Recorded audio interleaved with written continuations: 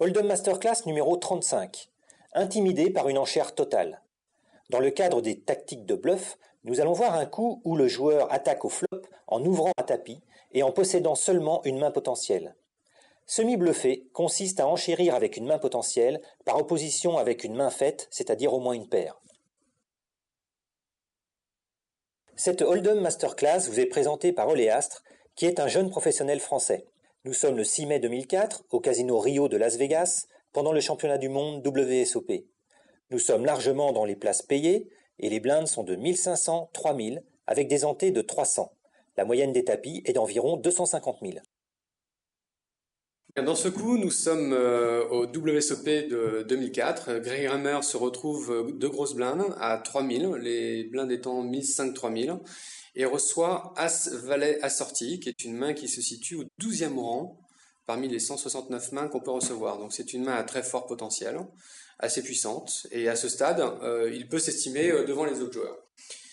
Il attend maintenant de voir le comportement des joueurs suivants, sachant qu'en face de lui, en milieu fin de parole, se trouve Mike Matuso, avec qui donc il a un contentieux en cours, puisque quelques joutes verbales se sont échangées lors des coups précédents, notamment venant de la part de Mike Matuso.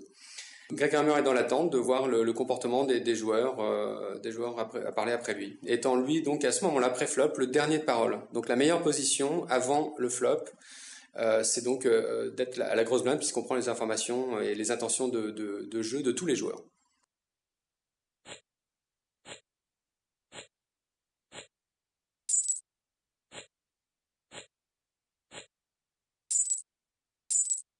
Donc nous sommes dans l'attente, enfin Greg Raymer est dans l'attente de voir le comportement des joueurs suivants. Tout le monde fold de sa main jusqu'au bouton 2 qui se trouve être Mike Matuso, qui relance à hauteur de 12 000. Passe chez le cutoff, passe chez le bouton et passe chez la petite blinde. Donc Greg Raymer avec As-Valet de carreau décide de sur-relancer la relance donc de Matuso, connaissant un petit peu le joueur, et estime que sa main est sûrement très bonne, c'est le cas, et relance à hauteur de 36 000. Et suivi par Matuso qui se contente donc de coller les 24 000 restants. Le pot est alors de 76 200.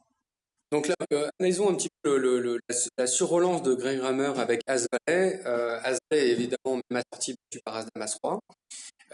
Je pense que la surrelance de Raymer dans cette position est un sondage, est une question reposée en fait à Matuso, savoir où il se situe précisément. Je pense que si Matuso avait surrelancé pour envoyer le tapis derrière, Greg Raymer aurait abandonné ses 36 000 et sa main. En l'occurrence, Matuso se contente de coller. Alors il peut, comme ils sont en tête-à-tête maintenant, peut-être aussi sous-jouer Pair As et Pair Roi pour piéger son adversaire. Mais vraisemblablement, et connaissant Matuso, il aurait sûrement renvoyé derrière. Surtout après les échauffourées qui sont passées entre les deux joueurs. On peut placer Matuso sur plusieurs types de mains. On peut très bien le placer sur une paire moyenne. Il a décidé d'attaquer flop pour sonder un petit peu les adversaires, sur relancer derrière, il se contente de coller et espérer trouver son relais en flop. On ne le trouve qu'une fois sur 8, dans 12% des cas au flop. Il peut très bien aussi avoir As-Roi As-Dame et ne pas partir dans un concours de surenchère et également attendre de voir le flop et agir dessus s'il a la chance de trouver son roi ou son as. Donc le flop se retourne. Nous avons un 10 de cœur, un 9 de carreau et un 3 de carreau. C'est un flop bicolore qu'on retrouve d'ailleurs dans 55% des cas. Il faut savoir que 55% des flops est bicolore. Et il se trouve que nous avons la chance de trouver deux carreaux. Nous sommes donc à tirage, enfin avec Greg Raymer, est à tirage couleur max. C'est-à-dire que si un carreau arrivait à la turn ou à la river, nous aurions de fortes chances de remporter le pot avec la meilleure main. On peut aussi constater qu'avec As-Valet en main et un flop constitué de high card, la carte la plus forte d'un 10, on aurait également deux overcards, c'est-à-dire deux cartes encore possibles pour améliorer la paire éventuellement constituée par un joueur adverse. On aurait deux cartes supérieures à la top paire possible. Ce qui nous place en termes de nombre de cartes améliorantes, ce qu'on appelle des outs, à 9 carreaux, 3 As et 3 Valets. Nous avons donc 15 cartes qui nous permettraient de nous améliorer. Avec 15 cartes, on se retrouve à un petit peu plus de 50% de chance de trouver une de notre amélioration et donc d'être favori à ce moment-là. L'analyse à faire, je pense, consiste à savoir et décrypter maintenant où on situe notre adversaire, à savoir Matuso. S'il avait bien une paire en main, il peut avoir trouvé son brelan, mais il est quand même peu probable puisqu'on sait qu'on ne le trouve qu'une fois sur 8. On peut placer Matuzo avec une paire de valets, paire de dames, quoi qu'ayant un valet en main, ça réduit les possibilités, paire de dames et éventuellement paire de rois. Donc il aurait une overpaire. On reste avec quand même un as vivant si un as arrivait.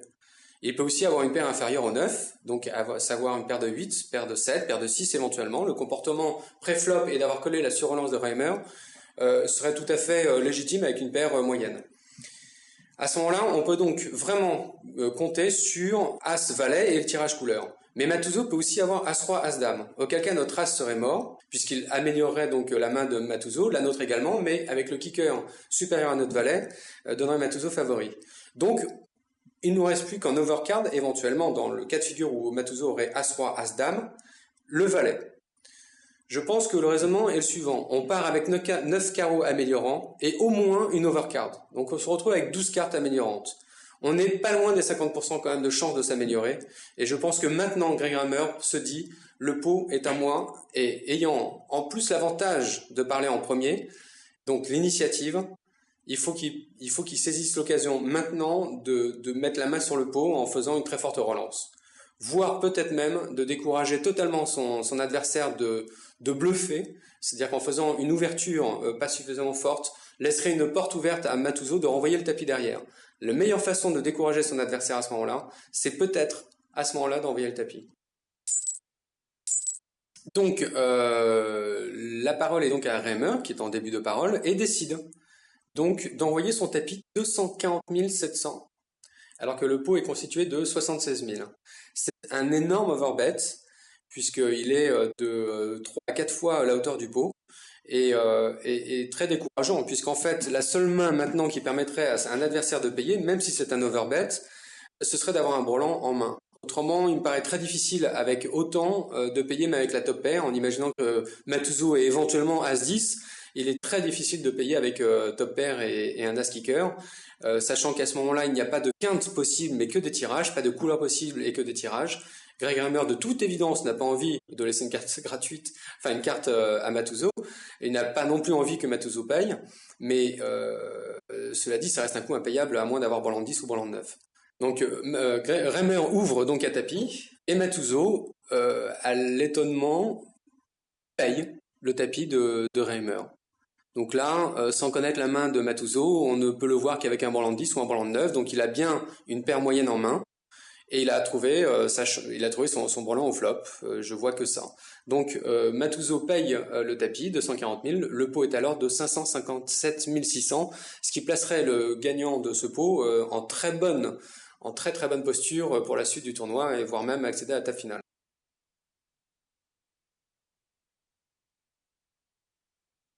Donc les mains des joueurs se retournent, Reimer monte son as valet de carreau, donc à tirage couleur, avec 2 overcards pour lui, et un potentiel éventuellement de quinte backdoor peu probable évidemment, mais toujours possible. Et Matuzo retourne sa main, et très étonnamment, il retourne 9 et 7 de pique. Donc aucun autre tirage qu'un brelan de paire. Il a donc la deuxième paire au flop.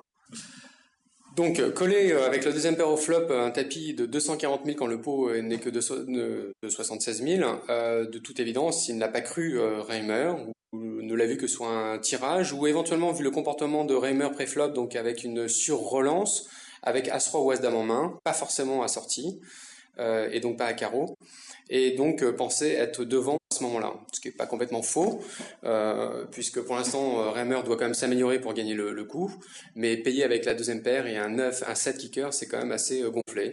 Je pense que les échauffourées qui se sont déroulées quelques coups plus tôt entre les deux a sûrement dû influencer la décision de Matuzo, et peut-être parti un petit peu en tilt. Donc la turn se retourne avec un 2 de carreau qui offre donc la couleur max à Reimer. Son opération a donc fonctionné, et Matuzo maintenant n'a plus aucune carte qui lui permettrait de s'améliorer ou même de battre Reimer, et la river n'apporte absolument rien de plus au jeu puisque Reimer ne peut plus être battu depuis la turn. Donc couleur max pour Reimer qui gagne un pot de 557 600 et qui va le propulser en table finale. Bon, ce qu'on peut commenter sur le coup, c'est que Matuzo, en milieu fin de parole, a décidé de prendre une option sur le pot en attaquant avec 9 et 7 de pique, peu importe, c'est toujours une opportunité de saisie. Sur-relancé par Reimer, donc il a un petit peu posé une question avec son 9 et 7 de pique, il a une réponse, et donc a placé Greg Reimer sur une main supérieure à la sienne, vraisemblablement. Vraisemblablement avec As-Roi, As-Dame, peut-être, éventuellement une paire en main.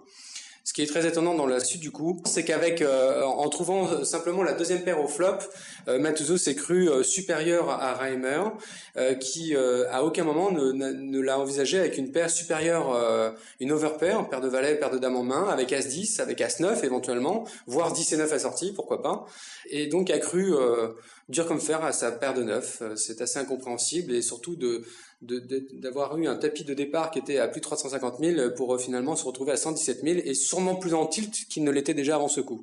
Conclusion, Reimer a été très courageux. Il faut de toute manière pour gagner un tournoi de poker savoir saisir des opportunités, avoir beaucoup de courage, mais comme on l'a vu dans cet exemple, le courage se fait quand même avec des possibilités d'amélioration. Et là, Greg Reimer, qui a sûrement eu une très bonne lecture de son adversaire, avait quand même 52-53% de chance de s'améliorer au flop. Voilà, donc les probabilités ont parlé en faveur de la personne qui a pris l'initiative.